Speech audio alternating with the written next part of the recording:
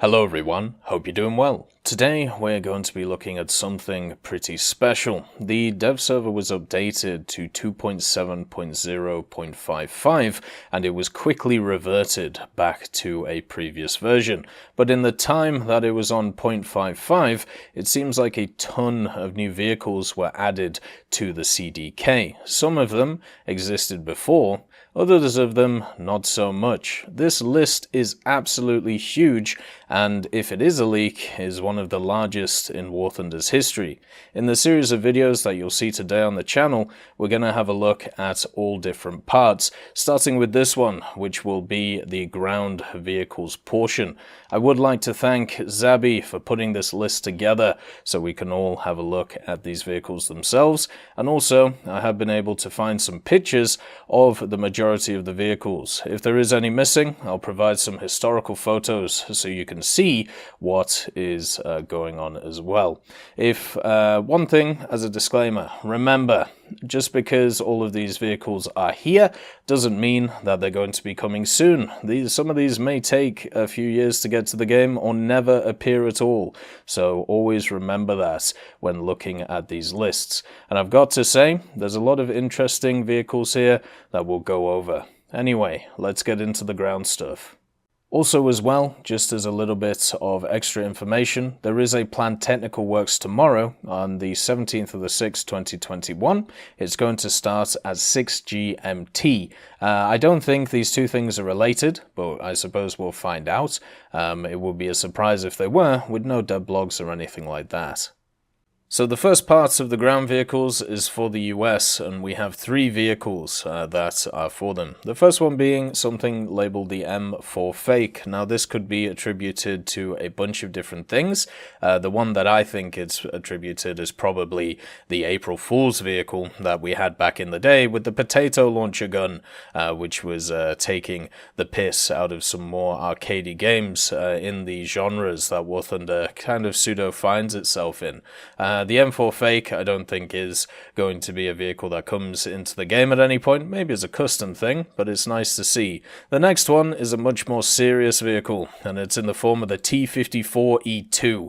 Now we already have the T54E1 in game. It is an American premium, and it is well known for having the 105mm with the autoloader on it, with the oscillating turret, one of the largest oscillating turrets that we have in the game. And the T54E2 is that chassis, but with a new turret which is way more conventional and also has access to a standard loading system with a human loader. So instead of having an autoloader, it would just have a human loader in it and uses the 105mm T140E3, which is a slightly different variant of the 105mm used on the E1.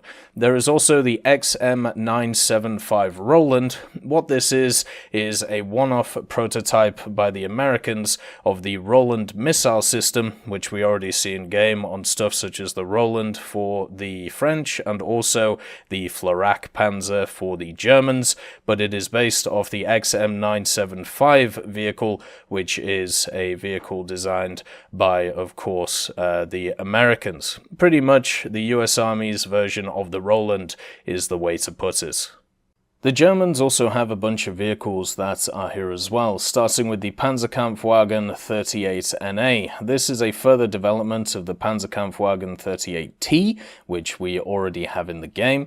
The NA variant is a prototype one which used a bunch of different technologies to further improve the Panzerkampfwagen 38T. These technologies were stuff such as use of welding instead of rivets on the chassis and the turret. They also gave it a V8 engine which has access to a 250 horsepower engine, meaning that it was able to have better acceleration and also a top speed of 62 kilometers an hour. Unfortunately, this vehicle never entered mass production, but I think it would be a cool event or premium vehicle for the Germans. The next one is the Leopard 2 PT-14. Now, it's kind of a surprise that we haven't seen many of the PT series of Leopards. Basically, the PTs are the prototypes of the Leopard 2s, and the only one, or the only similar vehicle that we have in game is obviously the Leopard 2K, which was designed around a different doctrine, but the PT-14 resembles much more like the standard Leopard 2s that we see in the game, with the 120mm and also a very similar chassis. There's a bunch of different Leopard 2 prototypes, and it is very interesting to see this one, and it could be coupled with a bunch of different turrets, which would be nice. The next one is the Marder 1A3. This is a further development of the Marder 1A1- that we already have in the game. The major differences between it is it has some extra armor, a spaced armor set on the sides of it, and also should have access to thermal vision, or a thermal imager on the vehicle itself. It also should have a few other upgrades, but not huge ones, which would make too much difference to the game itself. Then we have another Marder variant, which would be the DF-105. This vehicle is if France and Germany decided to get together and have a very ugly child. This vehicle, the DF-105, couples the Marder chassis with the FL-15 turret, the oscillating turret, and also with the French 105mm FN gun. This thing would have a gun depression of 8 degrees and would be able to fire all of the pretty interesting shells, including heat, APDS, and APF-SDS. See this as kind of a tank destroyer variant of the Marder, if you want to. Obviously, it wasn't a huge success, it wasn't used massively, but definitely an interesting one that would be nice to see. And the next one is, of course, the Puma IFV. The Puma is one of those vehicles that we've known has been coming for a while after it was leaked last year that a model of it was created.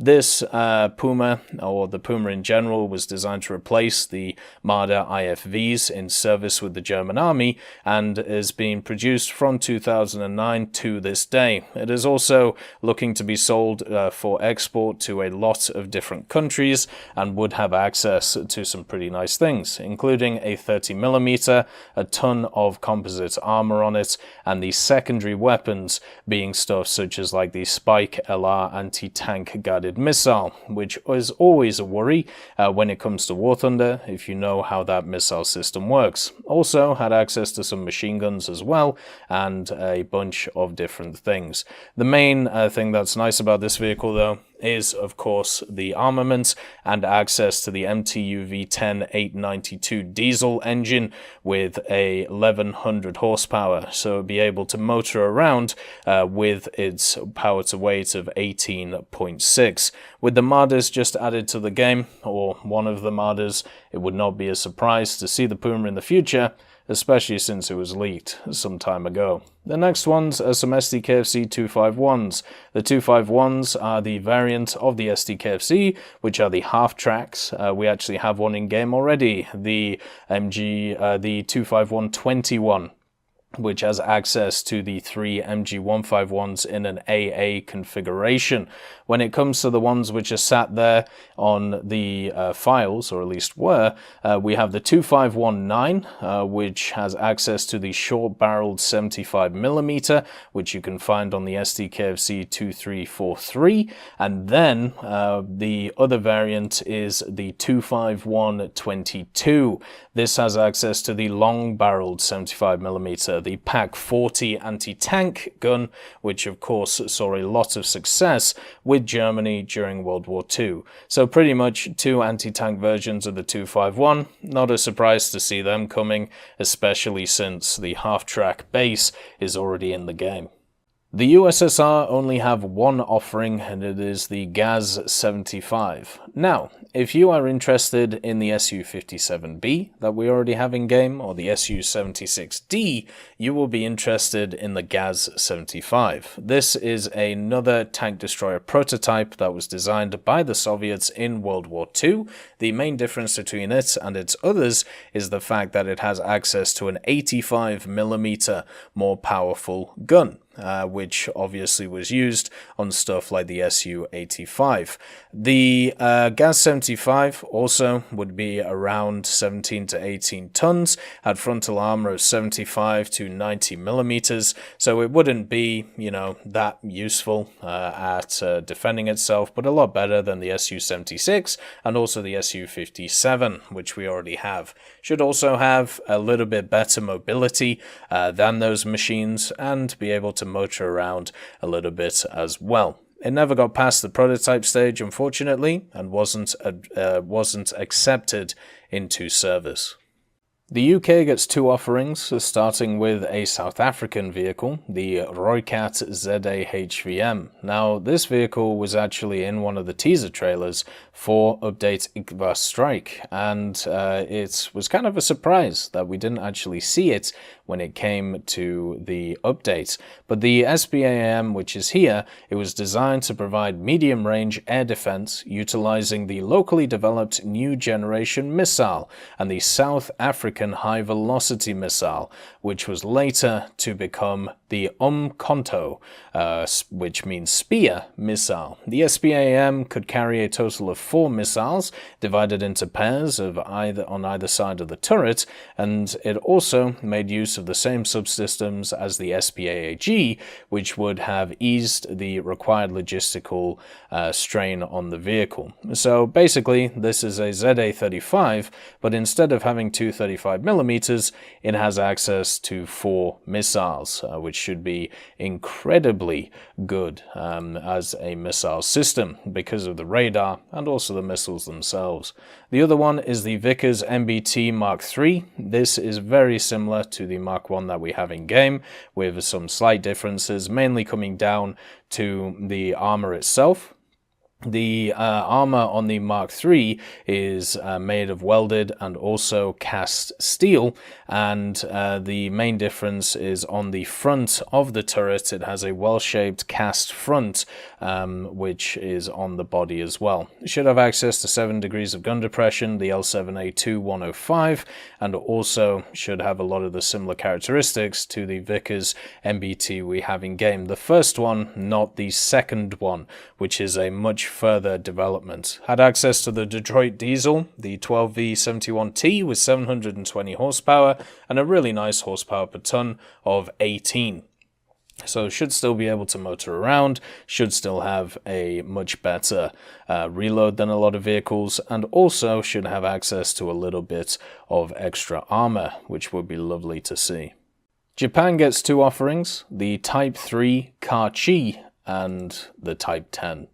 The Type 3 Kachi was an amphibious medium tank which was designed by the Imperial Japanese Navy in World War II. It was used between 1943 and 1945. There was only about 20 of them built, maybe a little bit less. It's very similar to the Kami, apart from this thing is massive because it's obviously got all the extra features of a vehicle that needs to be amphibious. It weighs around about 30 tons, has access to the 47mm anti-tank gun, and the armor itself, even though large, is only encompassing around about 50mm at most for the vehicle. It is pretty much a boat tank with a 47mm on it, with a bunch of other features to make it amphibious, so quite lightly armored, but also should pack a little bit of a punch with the 47mm.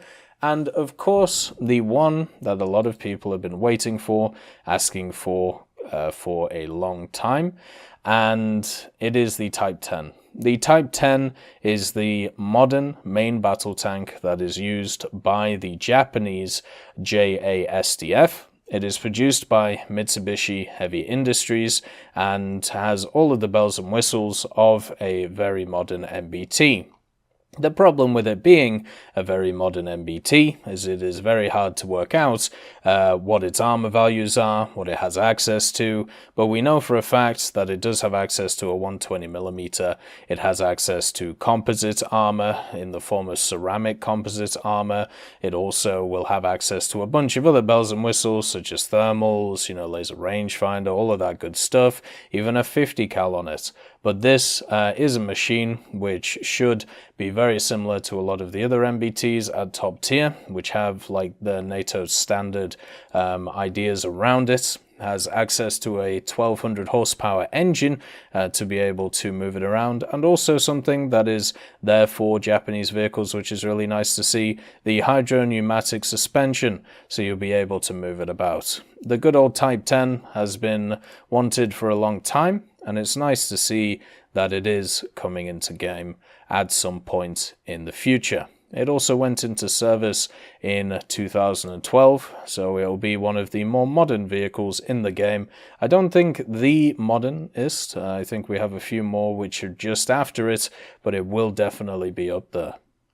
China has also two quite modern vehicles, one being the ZTL11, and this is, well, very similar to a few of the vehicles we have in the game. It's an 8-wheeled amphibious vehicle with modular armor on it, meaning that you can, move it around and add different blocks to it, and it is developed by Norinco, which is the main producer of a lot of Chinese armed equipment.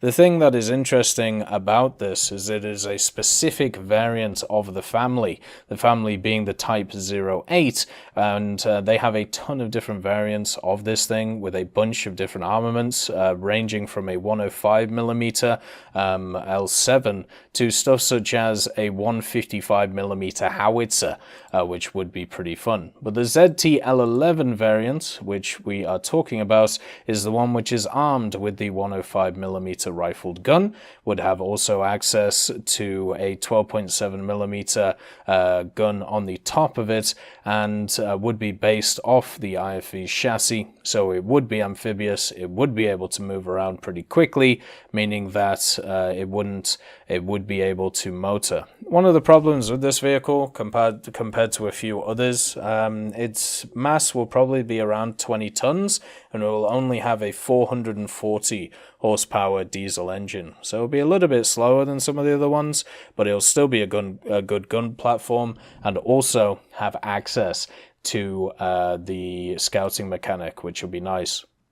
The next one is the ZTZ99W, and the ZTZ99s are very odd vehicles when it comes to their naming. Seems like a bunch of them have different names depending on who you talk to. I'm sure the guy down the bar will have a different name for whatever we look at. The 99W, at least to me, is the Type 99A, which we know of. This obviously being, once again, a very modern MBT from China, a development of the ZTZ99, which we have in the game already, and it would have access to battery array, an APS system, or an APS I should say, and also would have access to a better engine in the form of a 1500 horsepower engine, which would replace the weaker engine which we see on the ZTZ99. The gun system should be very similar though, firing very similar ammunition, but the armor is improved, the weaponry should be very similar, and the speed or propulsion of the system should also be improved as well. For Italy, there are two vehicles as well, one which has been known for a while, and one which is completely new. The first one is the Otto C13 light tank, a specific variant of it, and this is the C1390. The C13 in itself was a pretty interesting program actually developed by Otto Melara. It was a 1980s idea, and it was designed around stuff such as the BMP that was around at the time. They finished the project, but it didn't really go anywhere, and then moved on to the Dardo, which we already have in the game. This vehicle is quite chunky, but with all the different variants means that we could get a bunch of them in game. The specific variant here is the C1390, which has access to the Cockerel 90mm, which is the same gun which we see on a bunch of other vehicles in the game, and should be able to fire heat FS and a few other things, and would be able to carry 6 additional individuals on top of the 3 crew members, making it the IFV variant, when it would weigh also around about 16 tons, making it a little bit chunky. The vehicle itself as well would have access to an engine which would give it 360 horsepower, and this would mean that it would still be able to go around the place not too bad. 70 kilometers an hour is nothing to laugh at. And the next vehicle for Italy is the 7534 M43, and this is a specific variant of the M43. It is the 3rd Bersaglieri Regiment 43. And the major difference between this and the other one, which is already in the game, is this has 3 machine guns on top of it, and that's about it. It was actually in the files before. I thought it was going to be a premium vehicle at some point, so yeah, it's as simple as that. The next stuff is for France, starting off with the AMX-50 1950. Now, there are 2 AMX-50 1950s. They're very similar to each other. They're actually pictured next to each other in a 1951 parade during the French National Day Parade. And basically, the major difference between them is the hull. They're the same weight. They have 100mm cannons on them. They have very similar turrets. The hull itself is slightly different between them, this one being the slightly wider one with access to different sets of armor, but overall very similar to the one we already have in game. The next one is the ELC BIS. Now, this is a vehicle I've been looking forward to for a long time. The ELC project is one of my favorite projects in history just because of what it was able to create. The idea from the French was to create a bunch of vehicles which would be able to be transported by airlift for rapid deployment, and they made a bunch of different variants of the base chassis, which we see here. The ELC BIS is one of them.